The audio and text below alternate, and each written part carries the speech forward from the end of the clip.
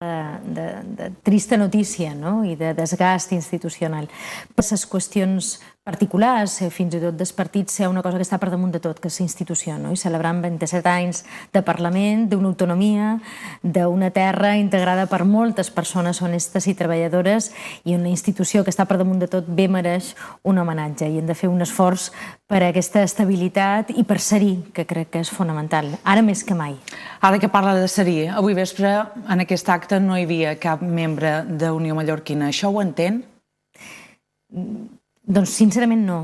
Puc entendre també que pugui haver una qüestió personal. Han de tenir clar que també faltava gent, perquè som a un pont i a vegades la gent aprofitam, i els polítics també són persones, i podem absentar-nos i s'intenta cobrir l'espai de representació institucional amb el màxim de representants. Però la veritat és que era un dia per ser-hi.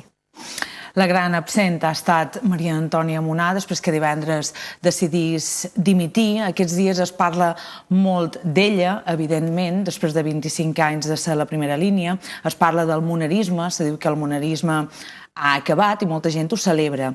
I clar, jo pensava avui, quan preparava l'entrevista, home, en aquest munarisme o fer més fort aquest munarisme hi han contribuït tots els partits. Efectivament. Jo també crec que és vera que és un abans i un després, no? Ha hagut una espècie de convulsió històrica, entre altres coses perquè una figura política que ha estat sempre, en els 27 anys, per exemple, de celebració d'existència del nostre Parlament, d'una manera o d'una altra, i per tant també ha contribuït a la història d'aquesta terra. Jo també som prudent respecte d'aquest tipus de valoracions. I li explicaré, jo no vull renegar, per exemple, del pacte que vaig signar respecte de Palma. El vaig signar sense el coneixement de les coses que tenim ara. I el vaig signar pensant que signava un acord amb una formació política en la qual discrepava i en la qual podia compartir determinades coses. I això ens ha permès recórrer una part de la història de la ciutat. Com ha permès la formació política presidida durant tant d'anys per Maria Antònia Munar recórrer una part de la història important d'aquesta terra. Segurament amb moltes ombres que ara coneixem, però que no coneixíem, ni molt manco teníem ni els indicis ni les dades que tenim ara. I és cert, desafortunadament, segurament tots tenim, a més, aquest dret a la presumpció d'innocència, i això s'ha de respectar per damunt de tot, però des del punt de vista d'allò públic i d'allò de representant de lo públic ha estat una mala notícia, una trista notícia que se suma a un catafal de notícies que ens fan sentir com a mínim empagueïts, sobretot quan un se troba fora de la terra, i per lo que se te demana és precisament per això, quina forma més lletja de promocionar-nos tristament. Deia, quan signàrem el pacte no sabíem el que ara sabem. No li demanaré si sabent el que sabien l'haguessin signat, perquè això és fer política ficció, però si tal vegada sí se veuria encoratge o podria dir ara que no tornaria a signar un pacte o que no tornarà a signar un pacte amb Unió Mallorquina si les eleccions que venen en té necessitat. El president antic avui li han fet aquesta pregunta i no ha dit que no ho faria. Aina Calvo ho diu? Miri, jo el que sí li dic és que Unió Mallorquina ha de ser una cosa diferent, segur que ho serà. Estic segura que hi haurà un punt i a part. Jo crec que hi ha un punt i a part a la història política d'aquesta ciutat i vull creure que hi haurà un punt i a part a la història política d'Unió Mallorquina. Ara li dic, el pacte que vaig signar l'any 2007 no el signaria avui amb la informació que tinc damunt la taula. Dijous deia que la dimissió de Nadal feia encara més vulnerable el govern en minoria que vostè presideix. La dimissió de Munar l'enforteix? Doncs són anàlisis que a vegades criden l'atenció, no depenen de la nostra actuació, me refereix de l'equip de govern municipal. És cert que aquest fet té una dimensió en clau nacional i jo crec que col·loca el Partit Popular en una situació distinta. Però jo, de veres que no em correspon fer una valoració respecte d'aquesta qüestió de la moció de censura, de la qual no m'agrada parlar-ne perquè no m'agradaria ni per un minut que algú pensés o volgués fer creure que una, aquí servidora, la cerca, no?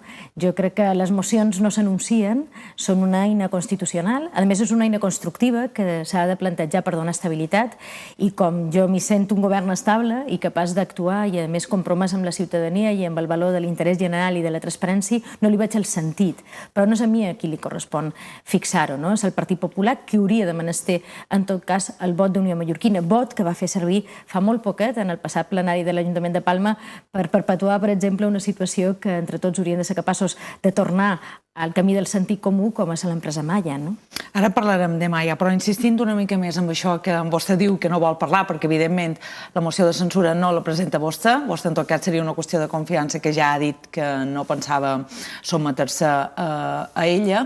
Clar, els partits polítics prenen decisions o no també en funció de com estan les regles del joc o com estan els altres. Jo li deia si la dimissió de Munar l'enfortia, perquè ja hi ha qui diu que sembla més difícil una moció de censura precisament perquè el PP necessita Unió Mallorquina. Per tant, una moció de censura que la podria deixar fora del batllia a final de mes. Ja hi havia un calendari que marcava aquesta data. Per tant, no sé si se sent la veu més o menys llunyana.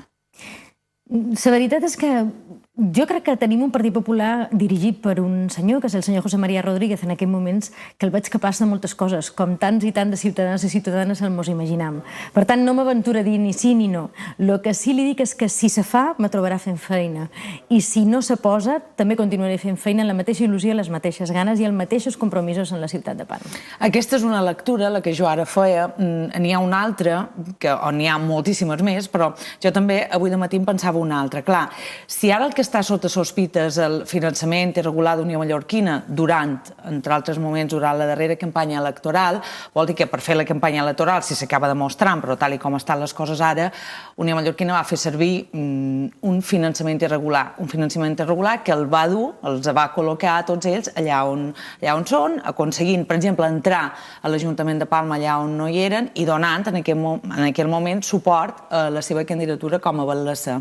Per tant, ha fet la reflexió de fins a quin punt també vostè s'embal·lessa i els altres representants institucionals, però ara la tenc que vostè davant, en el fons han aprofitat aquest mal fer d'Unió Mallorquina durant la campanya electoral? Ha fet aquesta lectura? En cap moment.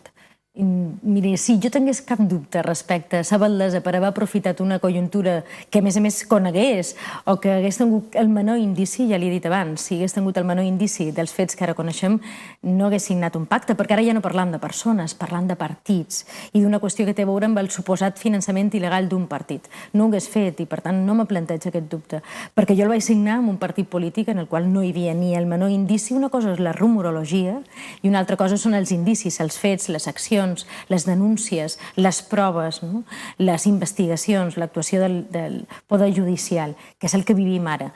Segurament no sorprenent per molts, perquè sempre hi havia hagut aquesta rumorologia. Però torno a insistir, els partits polítics estan per damunt de les persones. Una qüestió és la conducta particular d'un individu. Jo milito en un partit polític que també va tenir tota una trajectòria en un moment de la seva història molt difícil per un grapat de persones que també actuaren contra ella i que van ser acusats justament de corruptes i han hagut de pagar un preu. I també l'han pagat com a partit i han hagut de fer un procés de regeneració i han passat una etapa duríssima.